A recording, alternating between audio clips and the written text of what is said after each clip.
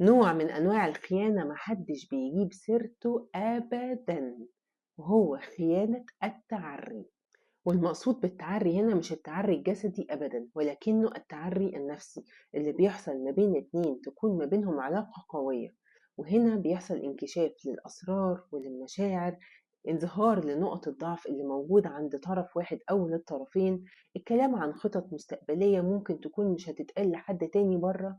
الخيانة هنا بقى بتحصل لو حصل مشكلة ما بين الطرفين، يجي طرف منهم يكشف ستر التعري النفسي اللي حصل من الشخص التاني، ويتكلم عنه بره الدايرة اللي ما بينهم، يتكلم عنه باللي يأذيه، يتكلم عنه باللي يكشف ستره قدام الناس، يتكلم عنه باللي يغير صورته في عيون الناس اللي حواليه، يتكلم عنه عشان يوجعه. استغلال التعري النفسي في العلاقات بين الناس خيانة قولا واحدا ما فيهاش كلام. بس كده.